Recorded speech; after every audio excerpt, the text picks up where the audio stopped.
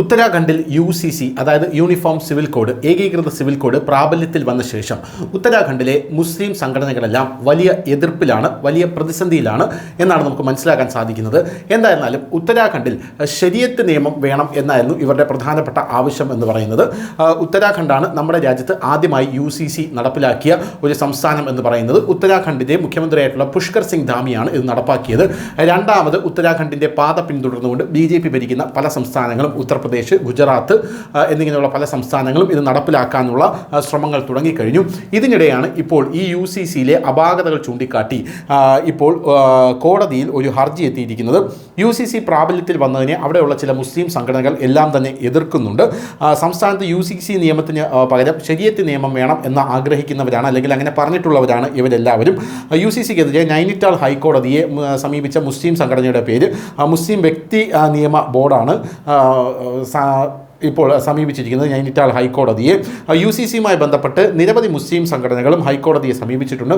അഖിലേന്ത്യാ മുസ്ലിം വ്യക്തി നിയമ ബോർഡിന് വേണ്ടി മുതിർന്ന അഭിഭാഷകരായ റസിയ ബീഗവും MR ഷംഷാദും UCC ശരീഅത്ത് നിയമം ലംഘിക്കുന്നുവെന്ന് വാദിച്ച് ഇപ്പോൾ കോടതിയിൽ വാദം നടത്തുന്നുണ്ടായിരുന്നു. അതുകൊണ്ട് UCC പൂർണ്ണമായിട്ടും പിൻവലിക്കണം എന്നാണ് ഇവരുടെ പ്രധാനപ്പെട്ട ആവശ്യമെന്ന് പറയുന്നത്.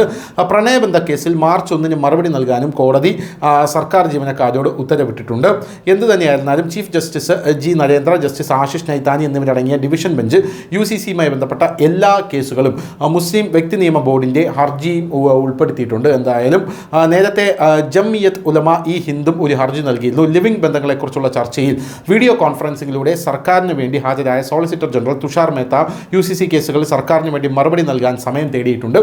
തുടർന്ന് അടുത്ത വാദം കേൾക്കൽ മാർച്ച് 1 കോടതി നിശ്ചയിച്ചിരിക്കുകയാണ്. എന്തുതന്നെയായിരുന്നാലും മുസ്ലിം സംഘടനകളെല്ലാം ഒന്നിച്ച് UCCയെ എതിർത്ത് തോൽപ്പിക്കാനുള്ള ഒരു പരിപാടിയാണ് ഇപ്പോൾ ഉത്തരാഖണ്ഡിൽ നടപ്പിലാക്കുന്നത് എന്നാണ് നമുക്ക് മനസ്സിലാക്കാൻ സാധിച്ചത്. നേരത്തെ ന്യൂസ് ഇന്ത്യ മലയാളം തന്നെ UCCയുടെ പല ഗുണങ്ങളും അവിടെ ഉണ്ടാകുന്നത് റിപ്പോർട്ട് ചെയ്തിരുന്നു. അതായത് UCCയിൽ പ്രണയബന്ധങ്ങളെ സംബന്ധിച്ച് പറയുകയാണെങ്കിൽ ഒരു ലിവിംഗ് റിലേഷൻഷിപ്പിൽ ഏർപ്പെടുന്ന യുവതിക്കും യുവാവിനും അത് രജിസ്റ്റർ ചെയ്യണം എന്നുള്ള നിയമം അവിടെ കർശനമായി കൊണ്ടുവന്നിട്ടുണ്ട്.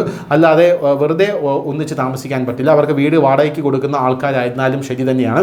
അവർ ഈ ബന്ധം രജിസ്റ്റർ ചെയ്തിട്ടുണ്ടോ എന്ന് കൃത്യമായി പരിശോധിക്കണം. അങ്ങനെ പരിശോധിക്കാതെ വാടകക്കാരൻ യജമാനൻ വീട് വാടകയ്ക്ക് കൊടുത്തു കഴിഞ്ഞാൽ അത് വലിയ രീതിയിലുള്ള പണിഷ്മെൻറ്റിന് കാരണമാകും. ഒരു ശിക്ഷാർഹമായിട്ടുള്ള കുറ്റമായി മാറ്റിയിട്ടുണ്ട് UCC പ്രകാരം.